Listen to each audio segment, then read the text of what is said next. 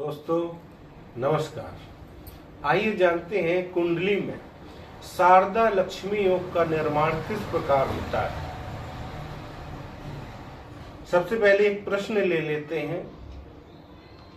संतोष सिंह जी का प्रश्न है। इन्होंने पूछा है कि तृतीयेश और अष्टमेश यदि आपस में दृष्टि संबंध हो तो क्या प्रभाव होता है। देखिए संतोष जी, तृतीय भाव का मालिक या अष्टम भाव का मालिक चाहे युति में बैठा हो कहीं पर भी, और चाहे दृष्टि संबंध आपस में एक दूसरे की दृष्टि दूसरे पर हो, दूसरे की दृष्टि दूसरे पर हो, एक दूसरे की दृष्टि यदि आपस में हो तो उसको भी युति के समान फल देने वाला ही माना जाता है। वो ग्रह जैसा युति में फल देता है वैसा ही दृष्टि संबंध में फल होता है। तो चलिए चलते हैं इस योग की ओर। शारदा लक्ष्मी योग कैसे बनता है आइए जानते हैं। आपकी कुंडली में ये 12 भाव होते हैं। आपकी किसी लग्न की कुंडली हो कोई फर्क नहीं पड़ता,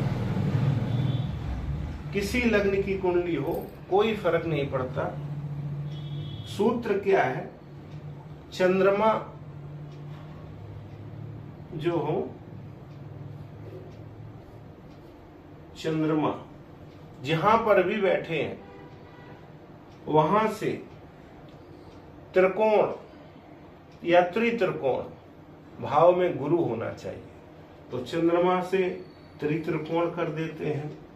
ये त्रिकोण है, ये त्रित्रिकोण है, तो यहां पे हमने गुरु को बिठा दिया। किसी लग्न की कुंडली हो, गुरु हो और मंगल यहां पे हो, चंद्रमा से तीसरे और बुध से 5वें, तो बुध यहां पर ढाल दिया। तो 1 2 3 4 5 बुध से 5वें और बुध से गुरु 11वें स्थान में होना चाहिए। तो 1 2 3 4 5 6 7 8 9 10 11 गुरु भी हमारे 11वें भाव में है। और बुध से पंचम या नवम, यहाँ पर भी मंगल को बिठा सकते हैं, हमने यहाँ पे फिलहाल बिठाला। पंचम या नवम बुध से मंगल होना चाहिए, बुध से गुरु 11वें होना चाहिए, और चंद्रमा से त्रित्रिकोण 5वें या 9वें, यहाँ पर भी गुरु हो सकते हैं, यहाँ पर भी 5वें या 9वें भाव में गुरु का होना आवश्यक है। अब ये योग काम कैसे करता है देखिए। गुरु की दृष्टि चंद्रमा पर है, गुरु की दृष्टि लग्न पर है, गुरु की दृष्टि पराक्रम भाव पे है, गुरु की दृष्टि हमारे पंचम भाव पे है। तो व्यक्ति महान ज्ञानी होगा, उसके मन में ज्ञान के प्रति बहुत ही श्रद्धा होगी, व्यक्ति धार्मिक होगा, व्यक्ति पूजा पाठ करने में रुचि रखेगा, व्यक्ति दयालु प्रवृत्ति का होगा, व्यक्ति अपने पराक्रम के द्वारा धन को अर्जन करने वाला होगा, उसका मन हमेशा ज्ञान से की तरफ पराक्रम करेगा, ज्ञान को पाने की ललक रखने वाला, बुद्धि उसकी इतनी तीव्र होगी, वाणी उसकी इतनी बढ़िया होगी कि लोग कहेंगे हाँ चंद्रमा लग्न में बैठा है, उसका व्यक्तित्व भव्य होगा, चंद्रमा पूर्णिमा के समान। और इस योग में जन्मे जातक पर मां सरस्वती और मां लक्ष्मी की पूर्ण रूप से कृपा बनी होती है। ऐसा जातक संगीतकार, लेखक, पत्रकार, संपादक को किसी भी क्षेत्र में वो व्यक्ति जा सकता है, और उसकी जो यश कीर्ति होती है वो दूर दूर तक, देश में नहीं बल्कि विदेश में भी उसकी कीर्ति फैलती है, उसका यश फैलता है, उसका नाम होता है।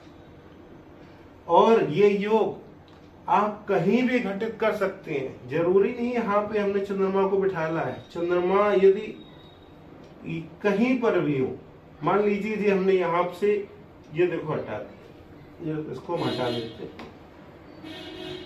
चंद्रमा को हमने यहाँ पे बिठा दिया, आपका चंद्रमा कहीं भी हो, चंद्रमा से सीधा आप ये 7वां घर हो गया, 7, 8, 9, यहाँ पे गुरु को बिठा देते हैं, ठीक है।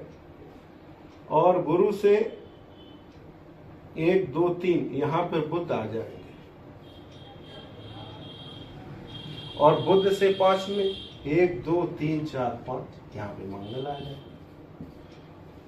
तब भी 1, 2, 3, 4, 5 चंद्रमा पर 5वीं दृष्टि गुरु की पड़ रही है, और लग्न पर चंद्रमा की दृष्टि पड़ रही है। बुध 1, 2, 3, 4, 5 5वें, बुध से 5वें सूत्र कहता है कि चंद्रमा से 5म या 9म गुरु हो, तो हमने चंद्रमा से 9म बिठाल दिया, हम 5म भी बिठाल सकते हैं, 1, 2, 3, 4, 5 यहाँ पर भी बिठाल सकते हैं, हमने 9म बिठाल दिया। और बुध से गुरु 11वें स्थान में होना चाहिए, 1, 2, 3, 4, 5, 6, 7, 8, 9, 10, 11 गुरु हो गए। और बुध से मंगल 5वें स्थान में होना चाहिए, तो हमने 1, 2, 3, 4, 5 ये योग है। ऐसा व्यक्ति महान पराक्रमी, विद्वान, तीव्र बुद्धि का स्वामी होता है। अपने ज्ञान से, अपने पराक्रम से व्यक्ति अपने आप को इतना आगे ले जाता है कि लोग कल्पना नहीं करते। तो दोस्तों, यदि ये वीडियो आपको भली बात समझ आया है तो आप इस वीडियो को शेयर जरूर करें, ताकि किसी की कुंडली में यह योग है वो भी इसका लाभ उठा सके। और आपको एक सूत्र है, विद्या ददात विनयम, यदि आप विद्या का दान करते हैं तो ये भी महान दान होता है, यह भी एक महान दान की श्रेणी में रखा गया है। तो आप दान अवश्य करिए, शेयर जरूर कीजिए। तो दोस्तों, अभी तक के लिए इतना ही, मिलते हैं और एक नई वीडियो के साथ, तब तक के लिए नमस्कार।